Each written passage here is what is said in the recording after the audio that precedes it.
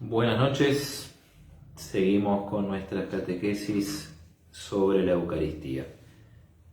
Como lo hacemos en cada uno de estos encuentros, primero voy a exponer yo el tema y después vamos a dar lugar a los comentarios o preguntas que ustedes quieran compartir, que son siempre enriquecedores. Vamos a hablar entonces de la Eucaristía, siempre guiándonos por el Catecismo de la Iglesia Católica, síntesis fiel y segura de lo que la Iglesia cree, lo que la Iglesia enseña. Miércoles pasado recordábamos que este sacramento admirable, que es el sacramento de la Eucaristía, si lo miramos en relación a las tres personas de la Santísima Trinidad, tiene como una triple dimensión. En relación al Padre, la Eucaristía es acción de gracias, la mejor acción de gracias que le podemos ofrecer. En relación al Hijo, la Eucaristía es memorial del sacrificio redentor de Jesús. Y en relación al Espíritu Santo, la Eucaristía es presencia de Jesucristo muy especial, que es fruto de la acción de este Espíritu de Dios. Bueno, de los dos primeros aspectos, la Eucaristía considerada como acción de gracias y la Eucaristía como memorial del sacrificio de Cristo, hablamos la semana pasada. Hoy vamos a concentrarnos en esto que es tan hermoso, tan difícil y tan profundo, que es hablar de la Eucaristía como presencia de nuestro Señor Jesucristo. Antes de entrar en el tema, como siempre, empecemos bien, empecemos rezando, ¿sí? Y vamos a rezarle a la Virgen en este día, en esta memoria de Nuestra Señora de los Dolores, y vamos a invocar justamente al Espíritu de Dios, ¿sí? Para que Él nos ilumine, siempre lo pedimos, sobre todo para que nos ayude a penetrar en el misterio de la presencia real de Jesucristo en la Eucaristía. En el nombre del Padre, y del Hijo, y del Espíritu Santo. Amén. Dios te salve María, llena eres de gracia, el Señor es contigo. Bendita tú eres entre todas las mujeres, y bendito es el fruto de tu vientre, Jesús. Santa María, Madre de Dios, ruega por nosotros pecadores, ahora y en la hora de nuestra muerte. Amén. Ven Espíritu Santo, llena los corazones de tus fieles y enciende en ellos el fuego de tu amor. Envía tu Espíritu y serán creadas todas las cosas, y renovarás la faz de la tierra. Oh Dios, que has instruido los corazones de tus fieles con la luz del Espíritu Santo, concédenos que sintamos rectamente con el mismo Espíritu y gocemos siempre de su divino consuelo. Por Jesucristo nuestro Señor. Amén. En el nombre del Padre, y del Hijo, y del Espíritu Santo. Amén. Buenas noches a todos los que están ahí. Hola Juan Víctor, hola Vitautas. Gracias por saludar. Y bueno, vamos a ir arrancando entonces con esta charlita en este pequeño encuentro, valga los diminutivos. Como siempre queremos recordar que el fundamento de lo que nosotros creemos como Iglesia, ¿a dónde está? Está en la palabra de Dios, ¿sí? Y más cuando hablamos de la Eucaristía. Y como ya hemos tenido oportunidad de decirlo, al hablar de Eucaristía es fundamental volver siempre a esos relatos que nos narran cómo Jesús instituyó este sacramento. Leímos el relato de la institución en el Evangelio de San Mateo. Antes habíamos leído cómo lo narra San Pablo en la primera carta a los Corintios. Recordamos también que no encontramos el relato de la institución de la Eucaristía en el Evangelio de Juan. Nos quedarían San Marcos y San Lucas en este recorrido que estamos haciendo. El Evangelio de San Marcos sí trae el relato de la institución, pueden buscarlo, y van a ver que es muy parecido, no sé si idéntico, al relato de San Mateo. Por eso esta noche vamos a leer, es muy breve, el relato en el Evangelio de Lucas. Gracias a todos los que están saludando. Disculpe que no los salude uno por uno, pero se me van los comentarios y no quiero hacer lío pasándolos y buscándolos. Vamos a leer entonces en el Evangelio de Lucas, para entrar en tema, en el capítulo 22, versículo 19 y siguientes, el relato de la institución de la Eucaristía. ¿Sí? Entonces los tres sinópticos, Mateo, Marcos y Lucas, traen el relato de la institución. Mateo y Marcos es prácticamente idéntico en ambos casos el relato. Y en Lucas hay un matiz que es muy importante, que ya lo hemos visto en la primera carta a los Corintios y ahora seguramente ustedes se van a dar cuenta. Dice así San Lucas, capítulo 22, versículo 19. Luego Jesús, ¿no?, tomó el pan, dio gracias, lo partió y lo dio a sus discípulos diciendo. Acá hay algo interesante, luego, ¿después de qué? Después de haber cenado, de haber comido la Pascua judía, Jesús con los discípulos. Uno podría imaginar o pensar que hay como un respeto, ¿no? El Señor concluye, celebra la Pascua, y una vez celebrada la Pascua judía, la última Pascua judía auténtica, me animo a decir, celebra su propia Pascua, empieza a celebrar su propia Pascua. Y realiza Jesús estos signos tan característicos que venimos encontrando en los relatos de la institución, en esos milagros relacionados con la Eucaristía de distintas maneras. Tomó pan, dio gracias, lo partió y lo dio, diciendo. Y como siempre, atención a las palabras. Esto es mi cuerpo que se entrega por ustedes. Hagan esto en memoria mía. Después de la cena hizo lo mismo con la copa, diciendo, esta copa es la nueva alianza sellada con mi sangre que se derrama por ustedes. Esto, brevemente, se relata en la institución en Lucas. ¿Qué aporta el relato de Lucas en relación a lo de Mateo y Marcos? Bueno, estas palabras que ya conocemos y que las habíamos encontrado en San Pablo, en la primera de los Corintios, tengamos presente que hay como una tradición común entre San Lucas y San Pablo, y las palabras son estas: hagan esto en memoria mía. En Mateo, en Marcos, estas palabras no aparecen, sí aparecen en el Evangelio de Lucas. Ya hemos tenido oportunidad de decir qué importantes que son estas palabras, porque son un mandato. El mandato de Jesús de perpetuar eso que Él hizo, no la Pascua judía, sino lo que Él hizo esta noche. Y al mismo tiempo es un mandato, pero es también un conferir un poder a esos apóstoles que estaban ahí con Él. Hagan esto, porque Jesús no nos va a mandar algo imposible, y si hay algo que realmente supera nuestra fuerza, como es la Eucaristía, Jesús, aquello que les manda perpetuar la Eucaristía, les va a dar este poder misteriosísimo de perpetuarla.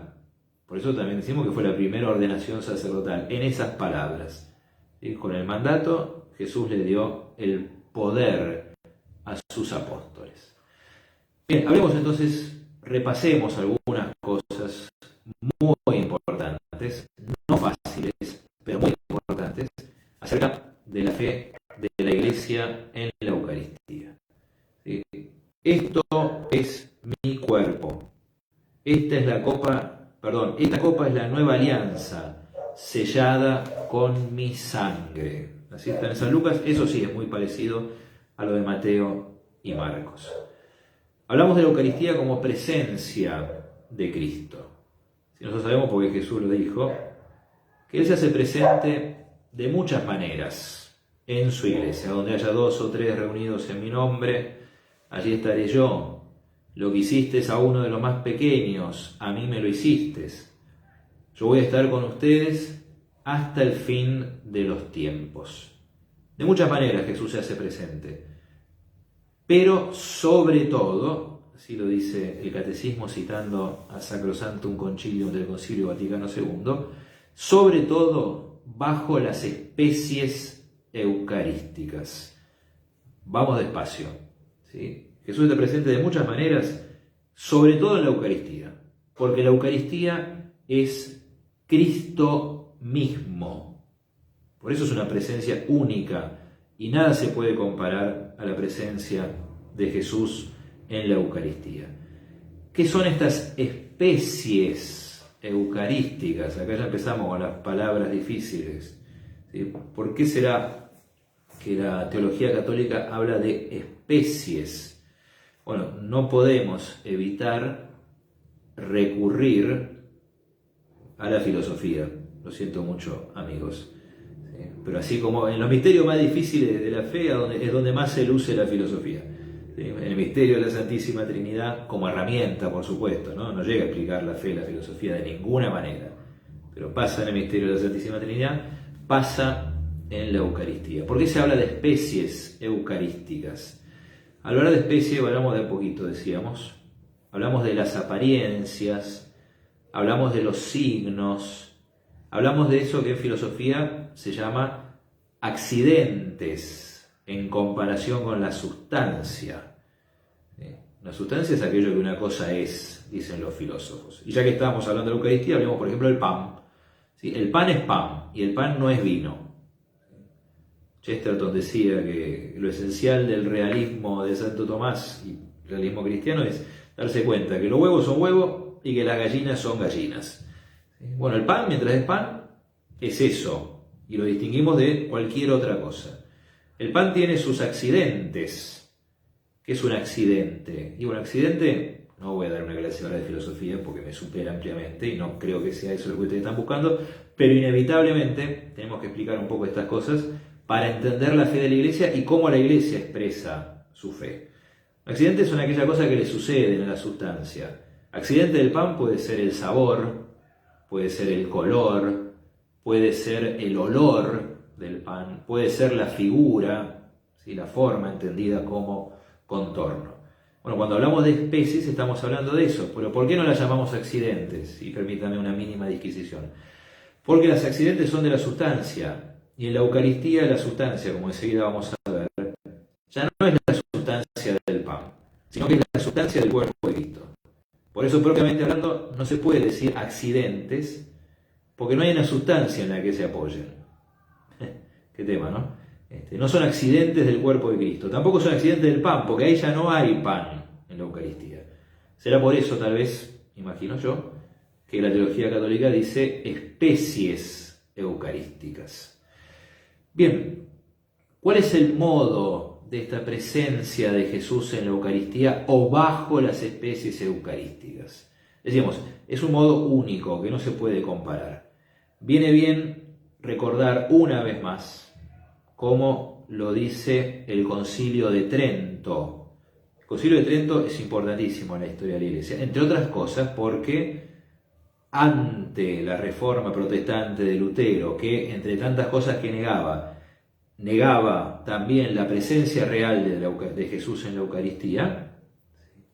Algunos evangélicos protestantes dicen que la Eucaristía es un símbolo de Jesús, es algo que nos recuerda a Jesús. La fe católica afirma que la Eucaristía es Jesús, de una manera muy particular, pero la Eucaristía es Jesús. Bueno, en ese contexto, el Concilio de Trento aclaró, precisó, nos dejó definiciones que son valiosísimas. Y dice el Concilio de Trento, en el Santísimo Sacramento de la Eucaristía están contenidos verdadera, real y substancialmente, cada una de estas palabras es importante, el cuerpo y la sangre junto con el alma y la divinidad de nuestro Señor Jesucristo. Y por consiguiente, Cristo entero. En la Eucaristía está Cristo entero, cuerpo, sangre, alma y divinidad. ¿Sí? De manera verdadera, real y substancial. No nos dan los tiempos ni las capacidades para expresar cada una de estas cosas. ¿Por qué es una presencia verdadera? ¿Sí? Bueno, lo verdadero es lo contrario a... ¿Qué se opone a verdadero? A verdadero se opone lo falso. Por eso es verdadero decir, ahí está Jesús, cuando hablamos de la Eucaristía. ¿Sí? ¿Pero de qué manera? Bueno, es una presencia real. Y real se opone por ejemplo, a lo que en filosofía se llama intencional o de manera representativa. Otra vez, tratando de no complicarnos. Cuando yo conozco algo, mi mente, mi espíritu, produce, genera una imagen de ese algo, una representación, dice Santo Tomás de Aquino. Ustedes que están del otro lado y estarán mirando esta charla en algún dispositivo electrónico, ¿me están viendo a mí? Sí, me están viendo a mí. ¿Pero qué es lo que me están viendo a mí? O una copia de mí que generan estos aparatos que usamos ahora. ¿Estoy yo en la casa de ustedes o en el lugar donde sea que ustedes están mirando esta transmisión? No, no estoy ahí. Hay una representación de mí. Por lo tanto, mi presencia, ¿sí?, junto a ustedes en este momento no es real. ¿Sí? Acá real no se opone a falso, verdadero se opone a falso. ¿Sí? Acá real se puede decir que se opone a una representación. ¿Sí? En la memoria yo puedo tener a alguien, en mi imaginación puedo tener a alguien, pero no es una presencia real. ¿Sí? Presencia real es cuando alguien está acá, verdadera realmente.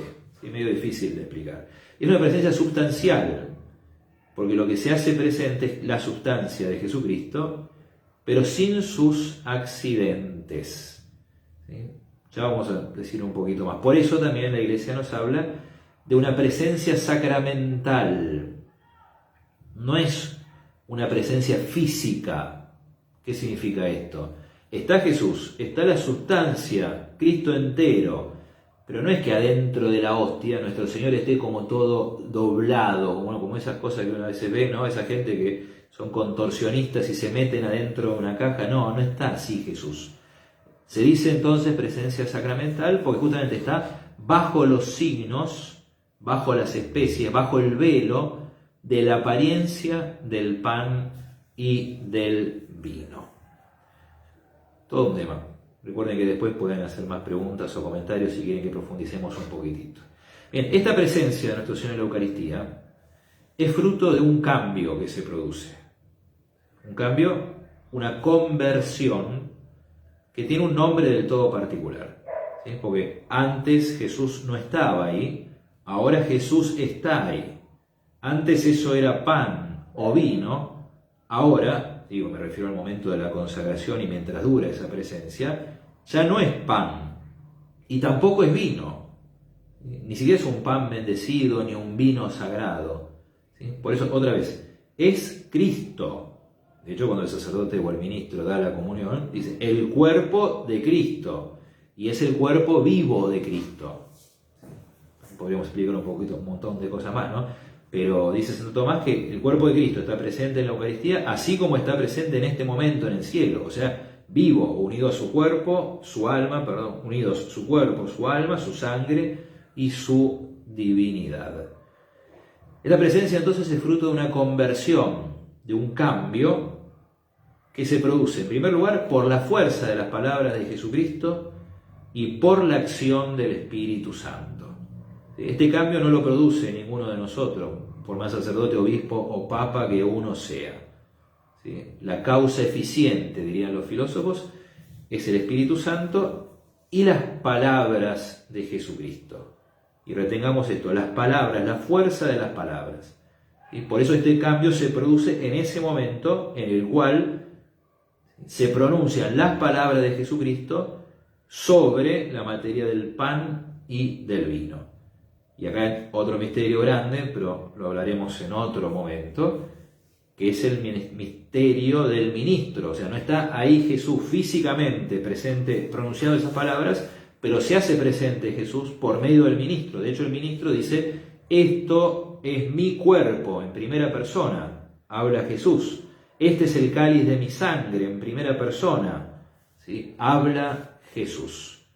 Entonces, no es el sacerdote quien lo produce, sino la fuerza de las palabras de Jesucristo y la acción del Espíritu Santo por medio del sacerdote, a quien le han llegado esas otras palabras de nuestro Señor, que son las que recordábamos al principio de esta charla. Hagan esto en conmemoración mía. Bien, la Iglesia, para esta transformación que produce la presencia de Jesús en la Eucaristía, ha acuñado, ha asumido un nombre que es el nombre de transubstanciación. Este nombre está en la Suma Teológica de Santo Tomás. Así llama Santo Tomás a ese cambio que se produce al producirse la Eucaristía. Transubstanciación. Y el Concilio de Trento lo asume para toda la Iglesia. Entonces, ¿qué significa transubstanciación? Bueno, cuando hablamos de transubstanciación estamos hablando de un cambio, de una transformación que se da en un solo caso, que es la Eucaristía. Porque en los otros cambios que nosotros vemos cambian los accidentes, pero no cambia la sustancia, salvo que desaparezca la sustancia o aparezca una nueva sustancia. ¿Qué sé yo? Va pasando el tiempo y yo soy yo, a mi pesar, pero algunas situaciones algunos accidentes, en términos filosóficos, van cambiando. Se cae el pelo, se caen los dientes, los ojos ven cada vez menos, el cuerpo engorda. Bueno, son cambios accidentales. En la Eucaristía pasa lo contrario. Permanecen los accidentes del pan y del vino, esas especies de las que venimos hablando. Permanece el sabor a pan, el olor a pan, el color del pan, lo mismo con el vino. Pero la sustancia es del cuerpo de Cristo.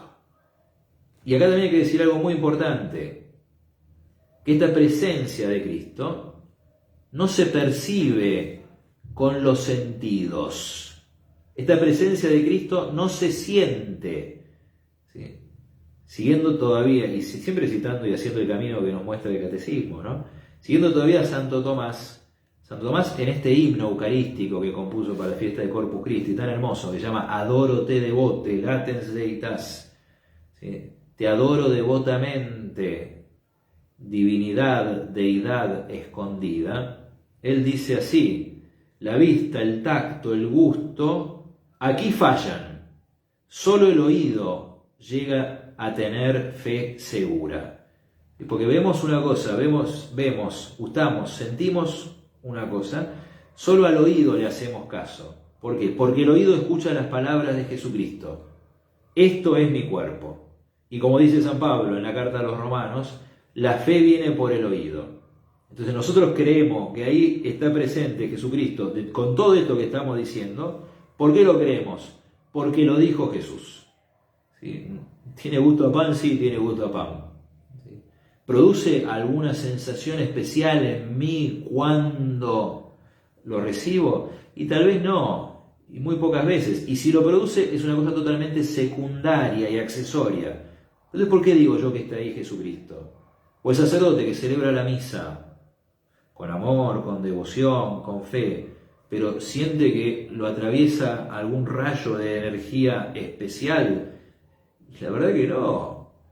Y de nuevo, también para el sacerdote, si en algún momento puede ser que se emocione o lo que sea, ¿sí? Pero eso es muy secundario. ¿Sí? Entonces, ¿por qué decimos que ahí está Jesús presente de esta manera que nosotros confesamos? Porque lo dijo Él. ¿Sí? Al final llega un momento en el cual nuestra fe se reduce o se apoya en eso. Acá está Jesús porque lo dijo Jesús. Esto es mi cuerpo. Por eso, una vez más, son tan importantes las palabras del relato de la institución. Y yo le creo a Jesús. Y si Jesús lo dijo y Jesús le mandó a sus apóstoles perpetuarlo, ahí está Jesucristo. Solo con el oído se llega a tener fe segura. Visus gustus tactus inte fallitur, sed auditu solo tutto creditur. En latín, es mucho más lindo el latín. ¿Qué va a ser? ¿Cuánto dura esta presencia de Jesús en la Eucaristía? Sin duda, como estamos viendo, ¿sí? Tiene un comienzo y tiene un final también. ¿Cuál es el comienzo? El comienzo es la consagración, ¿sí? De ese momento en el cual el sacerdote, el presbítero o el obispo pronuncia las palabras de la institución sobre el pan y sobre el vino. ¿Y cuánto dura? ¿Hasta cuándo dura? Y hasta que subsisten, así dice el catecismo, las especies eucarísticas. ¿Cómo entender esto? Bueno, a veces lo hacemos, es una práctica común, que si sin querer se nos cayó una hostia al piso, la levantamos y la ponemos en agua. Pero ¿cuál es el sentido de ponerla en agua? Bueno, habría que dejarla ahí hasta que se disuelva, o mejor dicho, hasta que se disuelvan las especies. O sea, hasta que el accidente o lo que era la materia del pan se disuelva. Entonces, ahí termina la presencia de nuestro Señor. Si quieren, de una manera más física, cuando uno comulga, recibe el cuerpo y la sangre de Cristo, y esa hostia, o ese vino, no el vino, bueno, la sangre de Cristo, perdón, en algún momento se disuelve, es asimilado por nuestro cuerpo. Bueno, en ese momento termina la presencia real de Jesucristo. Por eso tiene un comienzo y tiene un final. Mientras dura la presencia de Jesucristo, esto es muy importante recordarlo, Cristo está todo entero presente en cada una de las especies. O sea, bajo la apariencia del pan está todo Cristo, bajo la apariencia del vino está todo Cristo, lo que decíamos antes, porque Cristo está vivo, ¿sí? Y todo entero en cada una de sus partes. ¿Sí? Hay otro himno muy lindo de Santo Tomás de Aquino, que es la secuencia de Corpus, que se llama Laudación Salvatorem, alabación a tu Salvador, donde él dice, cuando se parte no te preocupes, ¿sí? Se parte el signo, pero no se parte la presencia, no se quiebra a Jesucristo cuando se parte la Eucaristía. Cristo está todo entero en cada una de sus partes, de modo que, como dice acá el Catecismo, citando el Concilio de Trento, y refiriéndonos también a Santo Tomás de Aquino, la fracción del pan no divide a Cristo, ¿no? Ese gesto tan característico de la Eucaristía, que es la fracción del pan, no divide a Cristo.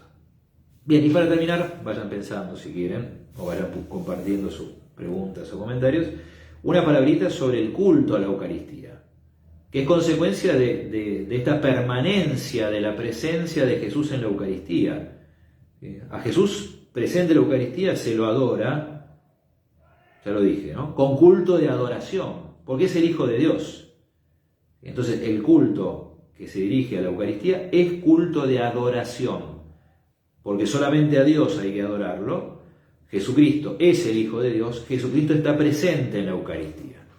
Ustedes saben que el culto, la reverencia, la piedad que nosotros cristianos, católicos tenemos, depende si es a Jesús, si es a la Virgen, si es a los santos. A la Virgen y a los santos los veneramos, no los adoramos. Los veneramos porque son criaturas como nosotros, seres humanos.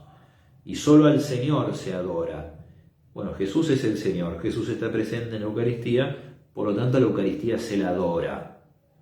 Se la adora durante la misa y también después de la misa. Y se la adora con algunos gestos externos que manifiestan esa actitud interior, ¿sí? Como arrodillarse o inclinarse delante de la Eucaristía. Son gestos de adoración, de reconocer que el que está ahí adelante es infinitamente más grande que nosotros.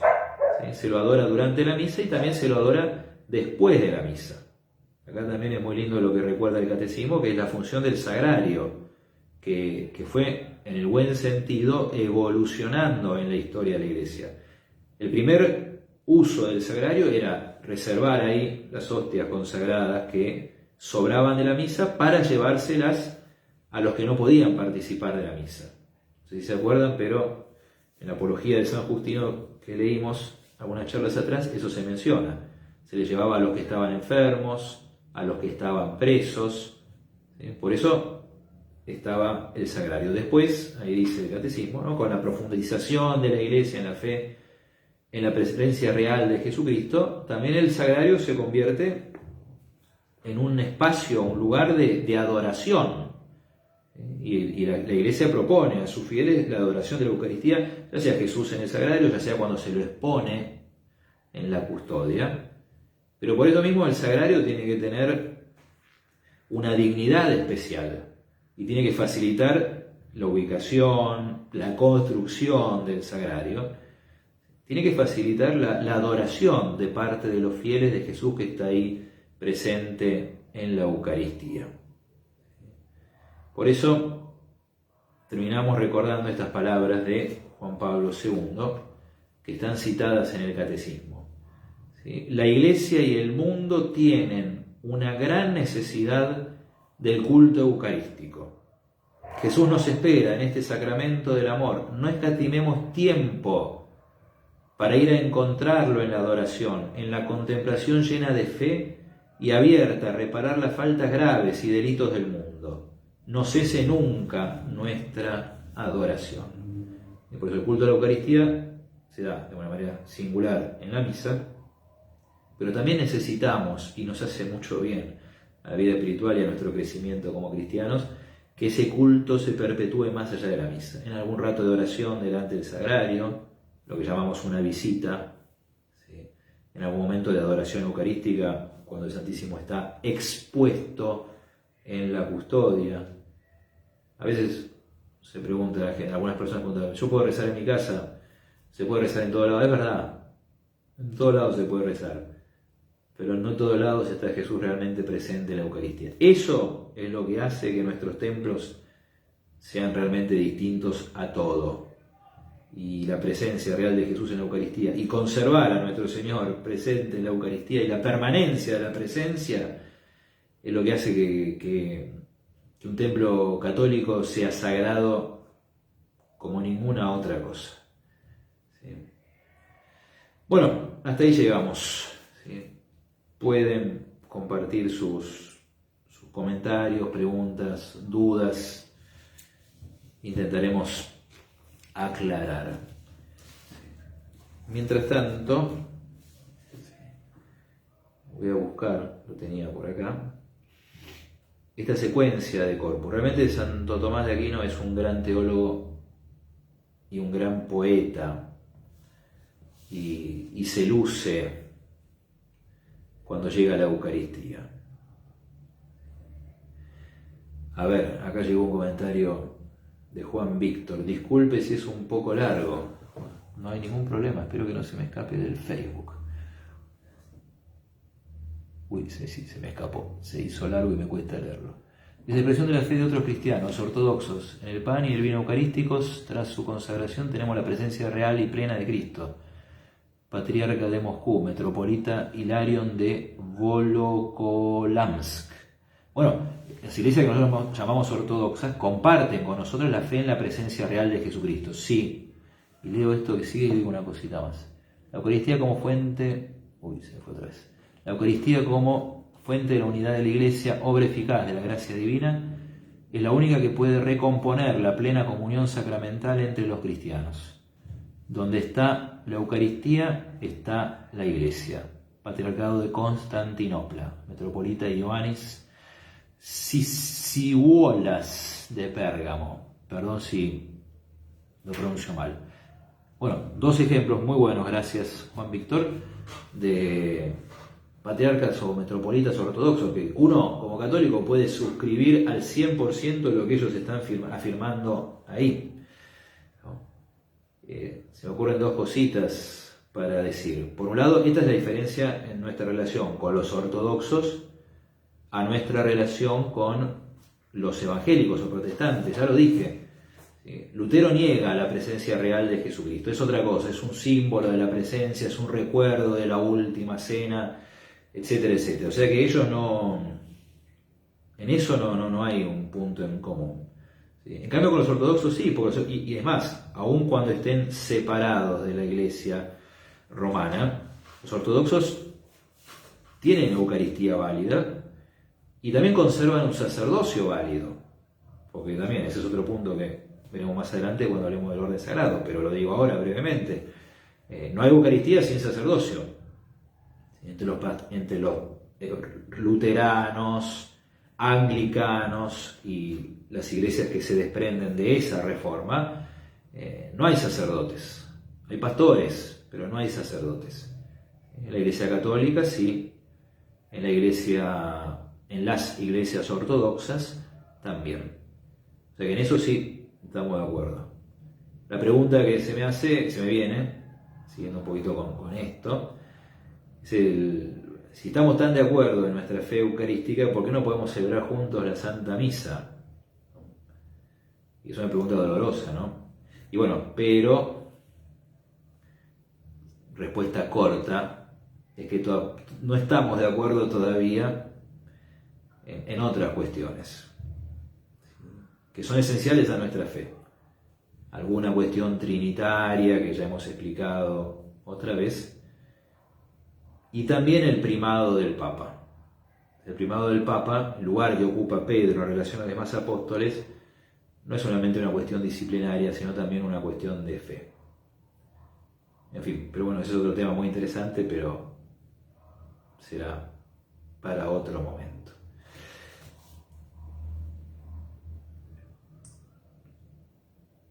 Mientras va llegando algún otro comentario, me saco las ganas de, en estos minutos que quedan, leer la secuencia de Corpus. ¿Sí? Alaba Sion a tu Salvador, por eso se llama Lauda Sion Salvatorem. Alaba a tu guía y pastor con himnos y cánticos. No es por mandarse la parte, pero ciertamente es hermoso en español. Mucho más hermoso es en el latín original. Quien pudiera leerlo o disfrutarlo en el latín, que lo haga. Pregona su gloria cuanto puedas, porque Él está sobre toda alabanza y jamás podrás alabarle lo bastante. El motivo especial de nuestras alabanzas que hoy se te propone es el pan vivo y que da vida. Es el mismo, no lo dudes, que aquel que en la Santa Cena a los 12 se entregó. Sea plena la alabanza, armoniosa, sea alegre y fervoroso el gozo del corazón, pues celebramos el solemne día en que fue instituido este divino banquete. En esta mesa del nuevo Rey, la Pascua nueva de la nueva ley pone fin a la Pascua antigua. Lo nuevo sustituye lo antiguo, la verdad ahuyenta las sombras, y la luz destierra a las tinieblas. Lo que Jesucristo hizo en la cena nos mandó hacer en memoria suya. Instruidos con sus santos mandatos, consagramos el pan y el vino en sacrificio de salvación. Y fíjense cómo ahora esta secuencia de Corpus de Santo Tomás va recordando las cosas esenciales de nuestra fe en la Eucaristía, varias de las cuales hemos mencionado en esta charla. Es dogma cristiano, que el pan se convierte en carne y el vino en sangre. Lo que no comprendes y no ves, una fe viva lo atestigua, fuera de todo el orden de la naturaleza. Bajo diversas especies, que son signos y no cosas, están ocultos los dones más preciados. Su carne es alimento y su sangre bebida, mas Cristo está todo entero bajo cada especie. Quien lo recibe no lo rompe, no lo quebranta ni lo desmembra, recíbese todo entero. Recíbelo uno, recíbenlo 1000, y aquel lo toma tanto como estos, pues no se consume al ser tomado.